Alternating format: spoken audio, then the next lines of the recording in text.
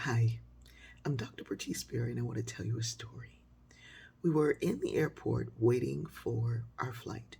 It was one of those flights that's going to where it's going, so there was no connection. But the flight was well delayed because the plane hadn't come in. But because it wasn't going anywhere else, people were not complaining or yelling as they often do. We were just sitting there.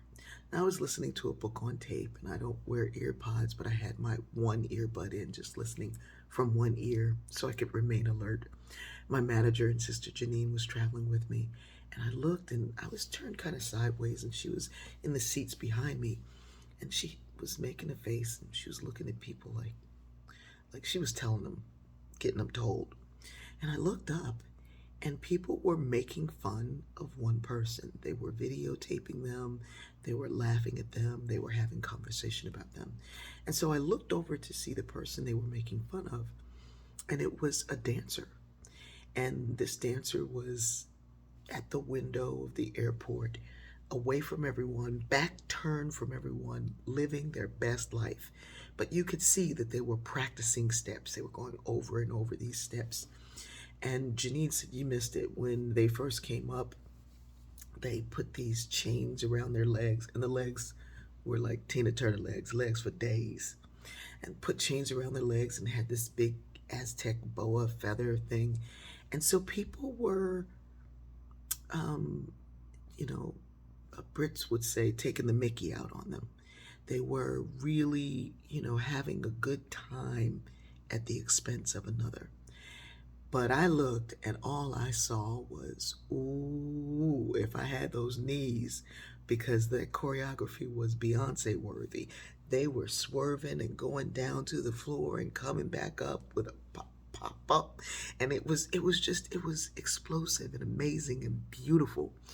And so they had come across to say something to the gate agent to ask about the time. And I said, "Excuse me, are you a choreographer?" And they were like, "Yes, thank you." And I said, "You are amazing." And they said, "Thank you so much. Thank you. Oh, that's so sweet of you. Thank you so much. Did they call for the flight?" And I said, "No, they haven't called for the flight." And they said, "Oh, because sometimes I miss the flight. Sometimes I get so focused on my dance, I miss my flights." And I said, "You can't be missing flights, but I'm gonna watch out for you." So they went back to dancing. People are videotaping, laughing. And I'm like, y'all, ain't none of y'all got them knees. Ain't none of you got them legs. Ain't none of you can do what they're doing. So you just stop. And I'm saying they because I didn't know one way or the other. And all of that was beautiful. It was absolutely beautiful.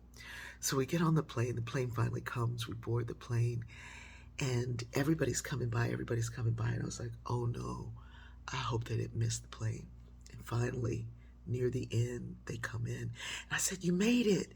And they said, "Oh yeah, this is the fourth time in 1 month. I missed 4 planes in 1 month because I'm so into my choreography. I'm practicing. I'm getting it together, and I'm so into it. I'm so focused on it that I'll miss my flight."